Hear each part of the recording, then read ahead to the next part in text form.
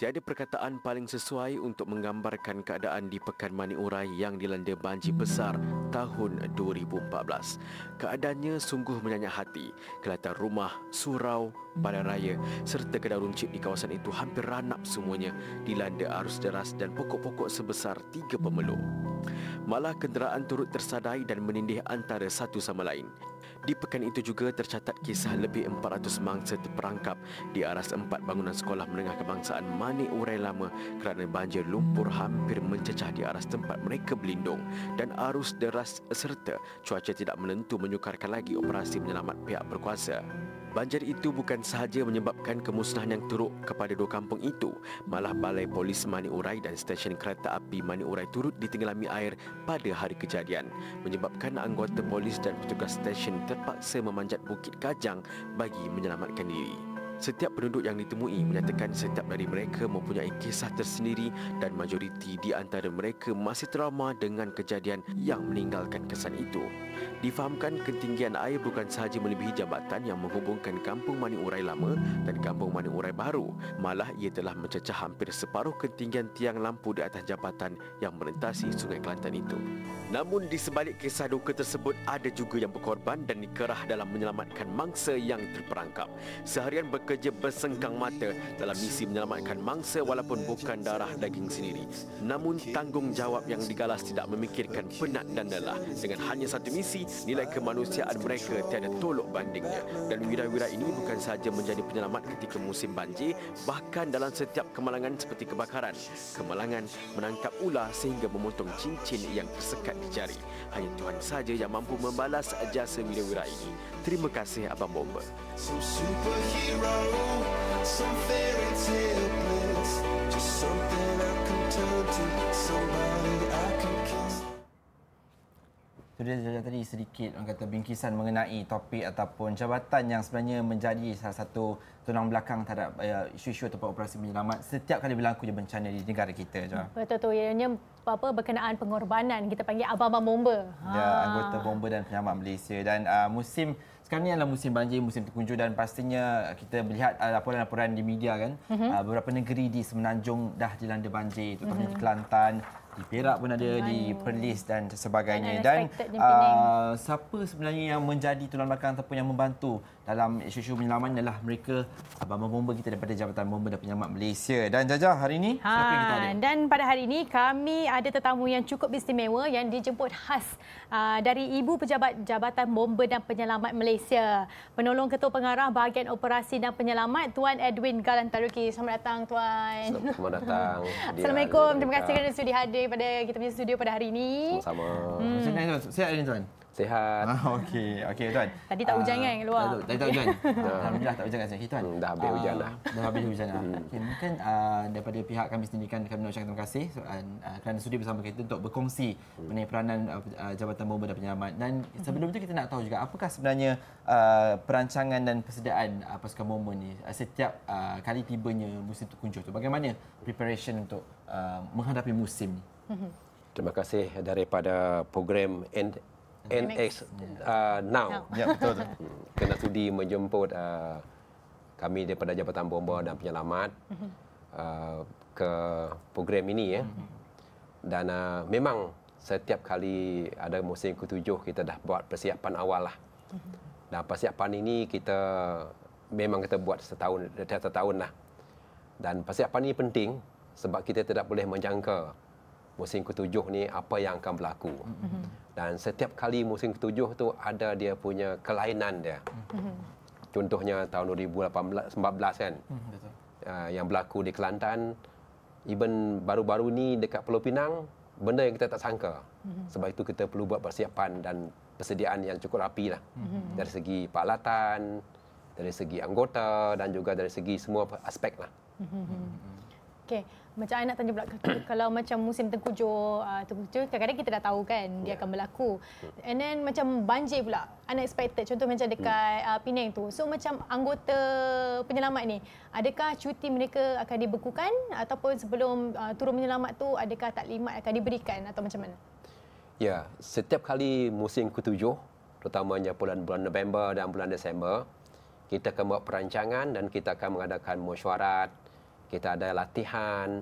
Penting juga walaupun ini musim ke-7, musim penyelamat di banjir ya. Kecekapan dan juga ketegasan anggota itu adalah penting ya.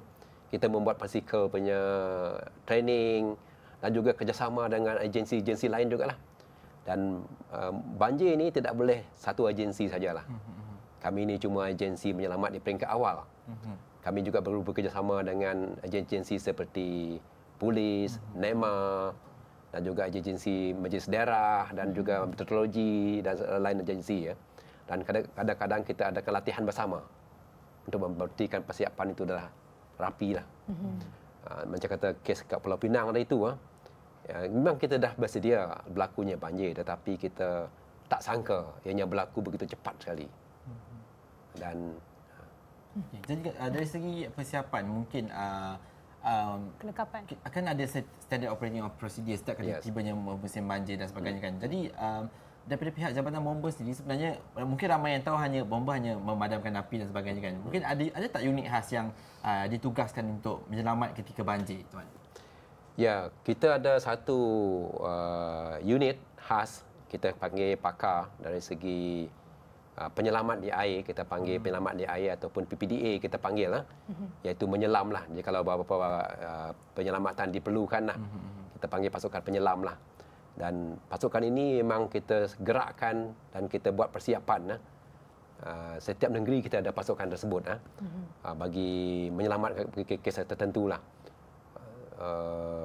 Dan juga selain daripada itu, kita juga melatih pegawai lain yang menyelamat dari segi menyelamat memangsa yang semasa banjir lah.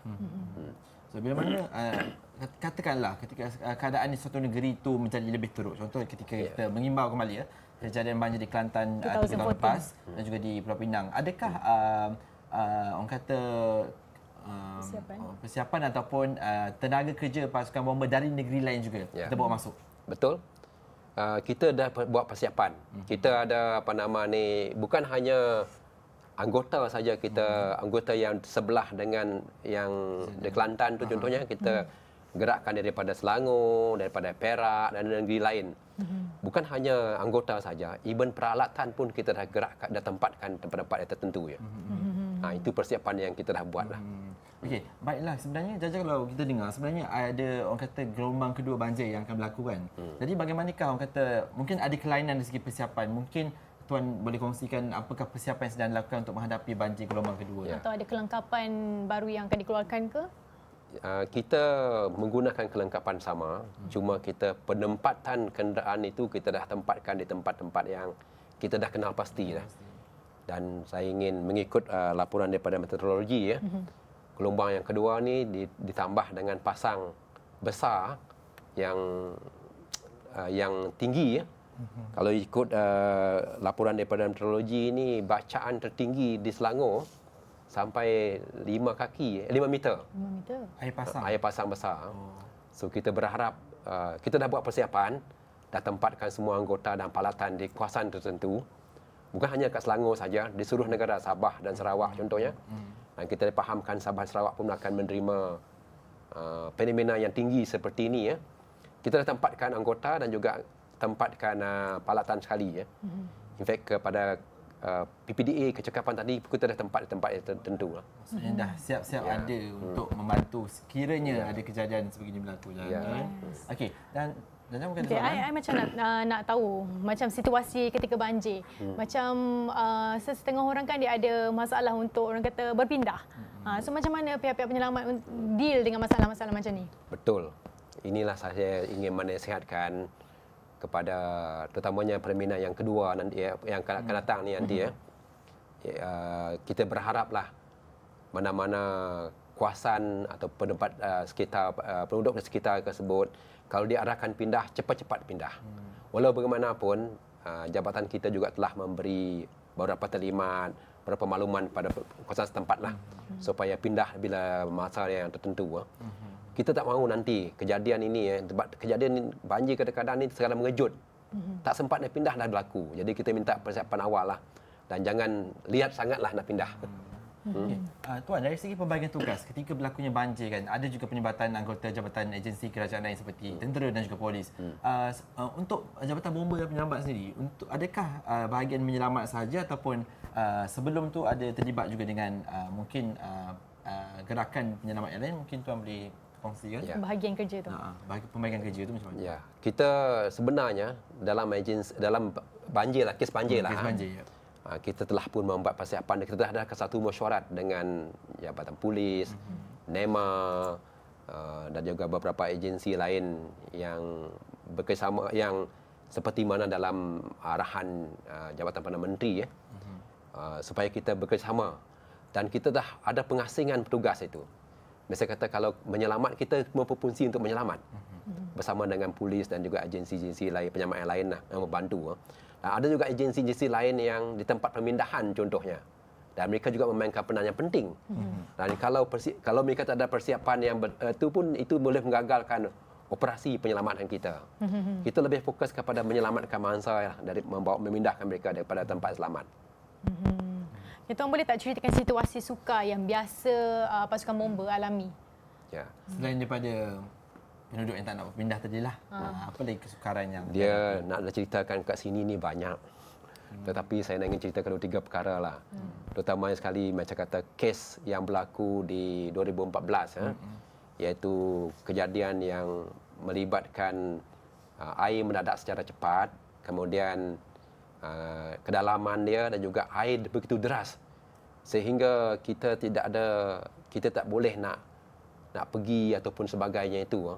Itu adalah kesukaran, dan juga kita juga kena menjaga keselamatan diri dan juga keselamatan mangsa yang kita nak selamat tu.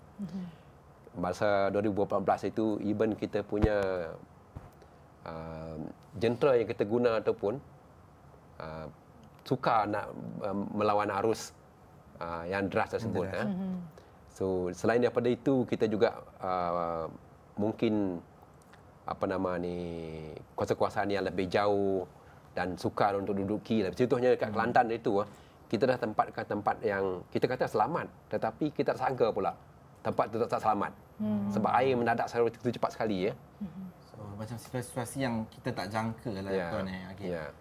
Bila mana seorang anggota bomba menyelamatkan seseorang, adakah keselamatan, orang kata kadang-kadang anggota bomba sendiri terancam oleh faktor-faktor lain kan. Jadi dari polisi ataupun orang kata anggota bomba, apakah perkara paling penting ketika menyelamatkan operasi penyelamat ni? Macam orang kata safety first ke ataupun macam mana?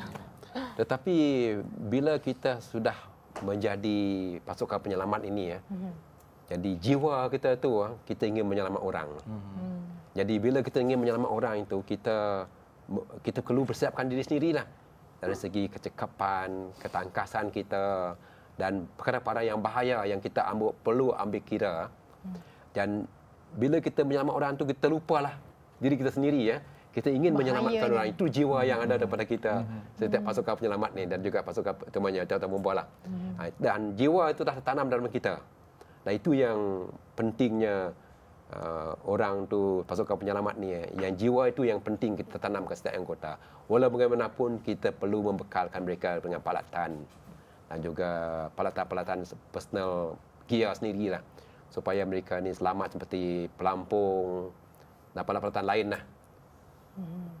Itu kiranya orang kata macam unsung hero kan? Betul. Orang tak nampak. Orang nampak macam penyelamat memadamkan api. Tapi sebenarnya bomba dan penyelamat ni sebenarnya dia lebih kepada itu. Dan sebenarnya kalau kita dapat saksikan ketika ini di kaca skrin, itu adalah kes di mana bomba sendiri kena api ketika menyelamatkan kebakaran. Dan juga mungkin ada kes-kes yang tuan tahu, mungkin kami tidak tahu, bomba yang anggota bomba sendiri yang terkorban ketika melakukan aktiviti penyelamatan baik di darat ataupun di dalam air. Mungkin dalam kes-kes yang sebegini, seperti dalam kejadian berlaku ni tahun 2013 di Kota Baru, Kelantan. Di Kelantan, di mana anggota bomba disambar api ketika cuba memadamkan kebakaran di sebuah kilang yang dikatakan tiba-tiba meletup dan menyebabkan beberapa anggota cedera parah. Dan mungkin dengan adanya paparan seperti ini, mungkin tuan boleh ceritakan apakah antara risiko-risiko yang dihadapi tuan yang dahulu pernah bekerja sebagai seorang anggota penyelamat juga yang pegawai yang dihadapi anak-anak buah tuan sendiri ketika menyelamat. Ya, dalam kita berhati-hati bekerja menyelamat dengan badan kebakaran ini, ada jugalah perkara-perkara yang kita terlupa ataupun kita terbuat yang boleh membahayakan kita. Walau bagaimanapun, saya kata tadi kes yang dekat Kelantan pada masa itu, kita dibekalkan satu peralatan ataupun PPE sendiri, pakaian yang lengkap lah.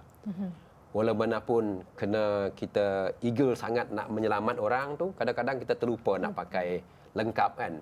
Benda tu. Jadi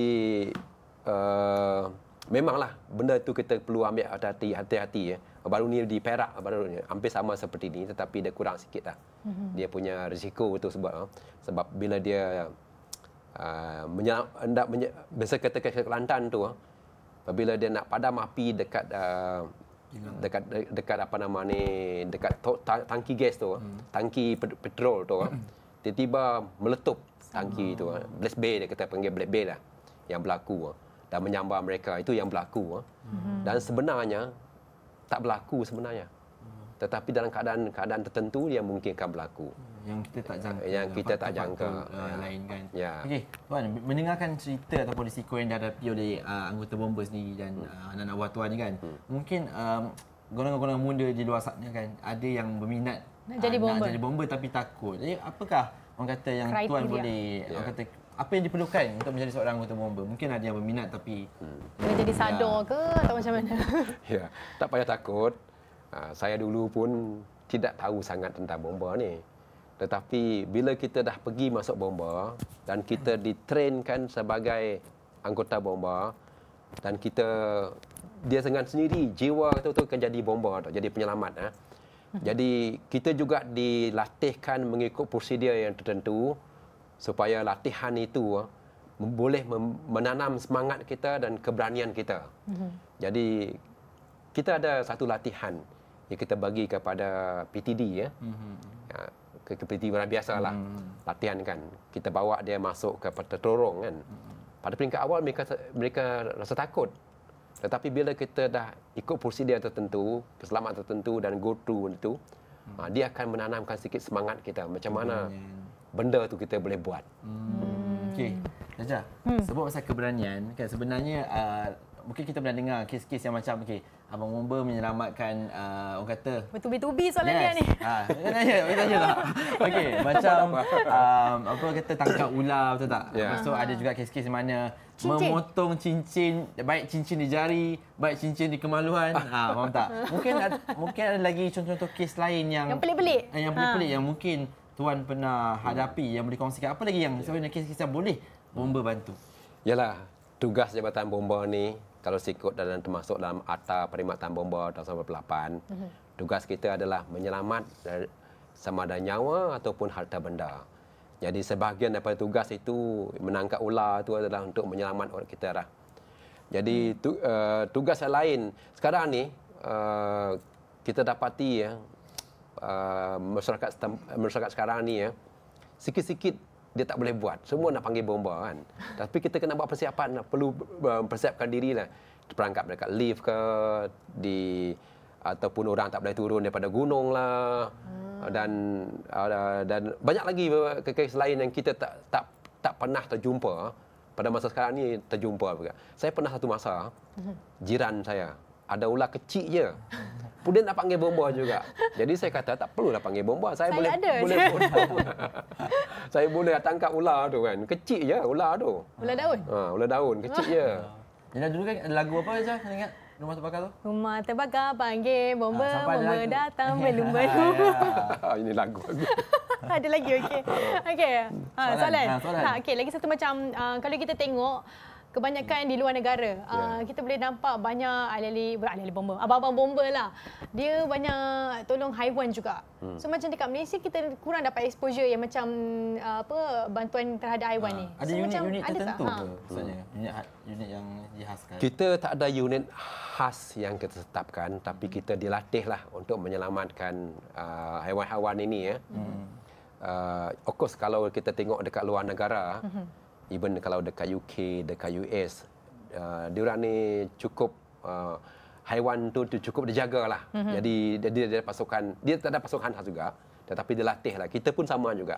Kita juga dilatih walaupun bukan semua anggota dia mempunyai ilmu latihan seperti itulah kan. Tapi kita juga dilatih untuk menyelamat haiwan-haiwan seperti inilah. So macam boleh dikatakan apa-apa kes pun akan diterima. Yes. Tak ada yang tertolak. Kita semua selamat. Even nak bunuh diri pun kita selamatkan. Itulah. Ada kan beberapa video yang viral. Ada bomba menyelamatkan dia. Ada boleh buat kaunseling lagi. Ya, kita boleh buat kaunseling. Kita dah latih di situ. So, okeylah. Baiklah tuan. Bila mendengarkan segala penjelasan tadi, sekiranya tuan boleh simpulkan, apakah sebenarnya tugas seorang bomba yang sebenar? Kalau orang tanya kan, nak jadi apa? Jadi bomba. So, bomba buat apa? Padamkan api je ke? So, kalau boleh tuan simpulkan. Ya. Sebenarnya tugas Jabatan Bomba kalau kita tengok kat luar negara lah, Cherry dan juga di US, kalau di Jepun tugas bomba ni tugas murni sebab ingin menolong orang dan menyelamat orang, sama ada dari segi kebakaran ataupun bencana, itu termasuk dalam mata lah. Jadi apa-apa saja kerja-kerja seperti of course kebakaran ni yang betul lah, kes menyelamat pun kita juga kena hadiri ya. Dan kalau orang luar kat sana, kalau kita dapat berkhidmat Jabatan Bomba ni, kita rasa bangga. Sebab kita rasa boleh menolong orang dan boleh menyelamat.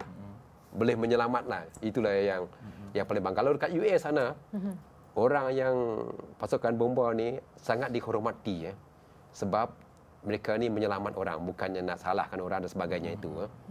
Jadi mereka sungguh sagumlah tugas sebagai seorang bomba ni. Senang aja. Betul. Jangan jadi bomba ke sana?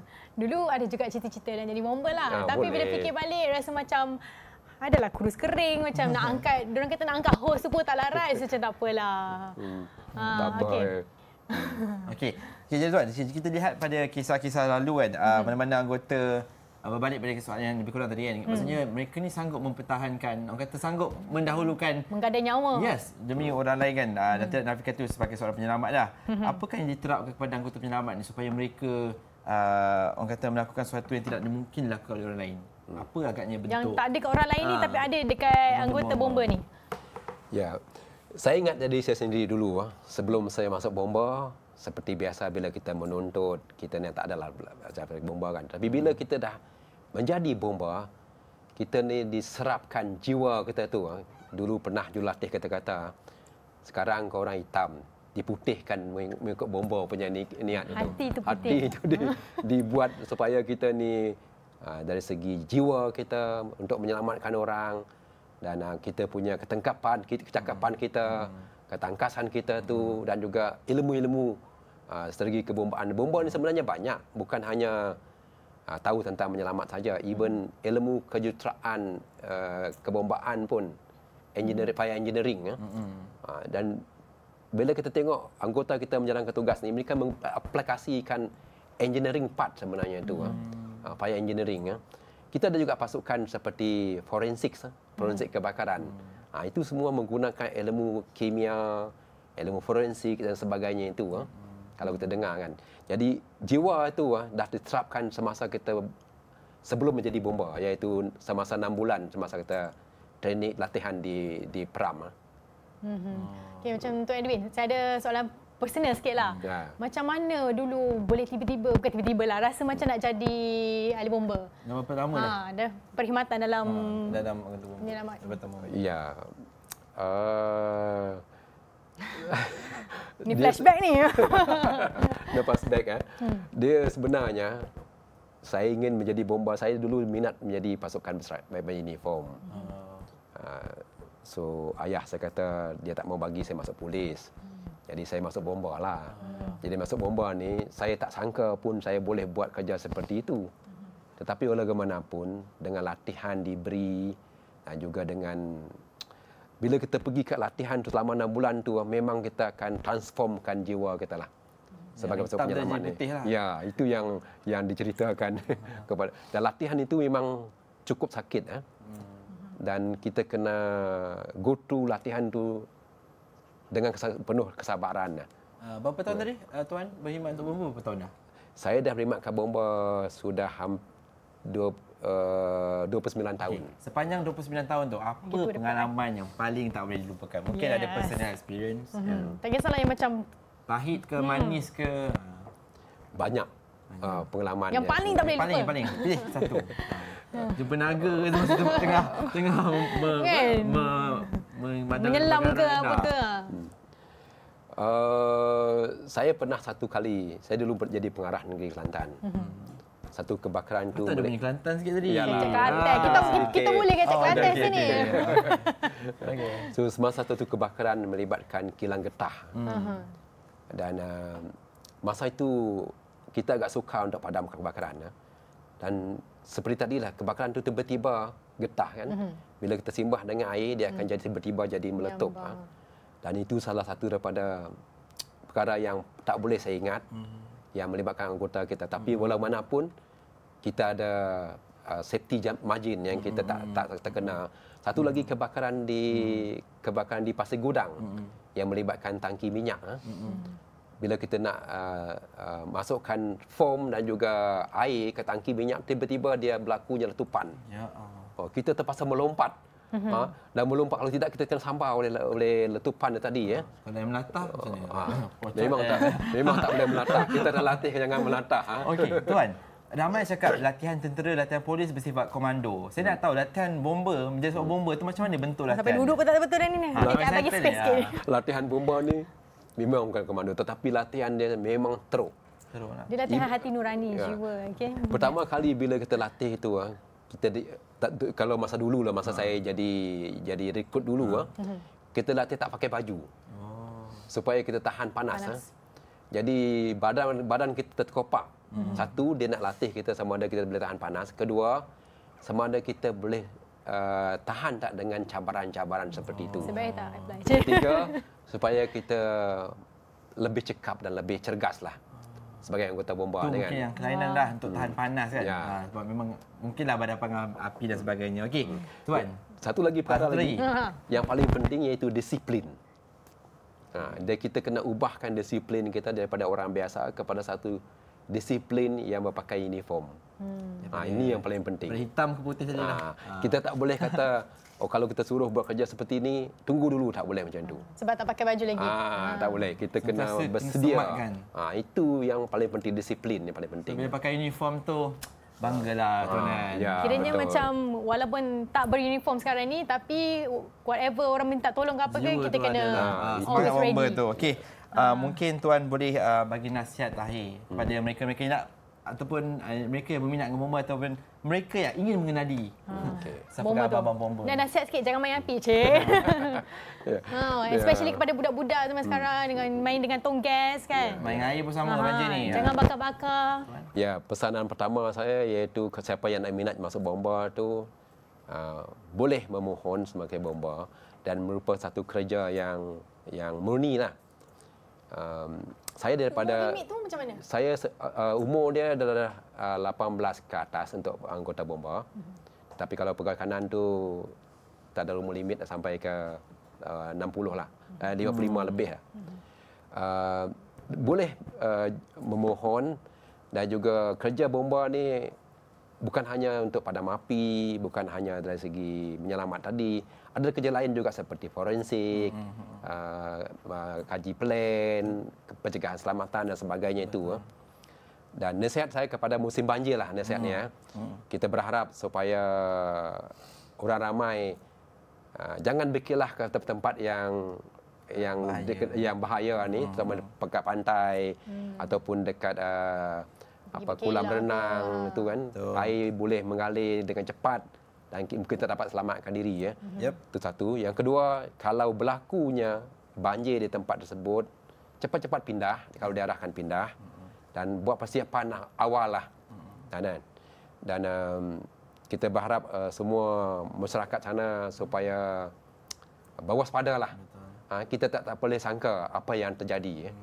Kita dah tahu ketujuh, itulah kita kena buat persiapan. Ya, itu dia nasihat daripada Tuan. Terima kasih banyak Tuan pada sudi berkongsi. Dan sebenarnya nak tambah, setiap tahun anggota bomba akan keluarkan kalender anggota bomba yang sadar. So boleh dapatkan lah. Tahun ni pun tak keluar lagi, tahun depan je. Nampaknya dia ni selalu menantikan. Tak, Dia mendapat orang jauh kata sikit. update. Okey dah. Jadi kita nak ucapkan terima kasih pada Tuan dan kita ucapkan terima kasih pada penonton yang menonton bersama kami. Esok jangan lupa waktu yang sama 3 hingga 4 petang di NX Now. Saya Nurdia Aizat Osman. Dan saya ni Alaika Sahrin. Jumpa lagi esok insya-Allah. Assalamualaikum. Jangan main air. Okay, Jangan main terima kasih api. banyak. Ya.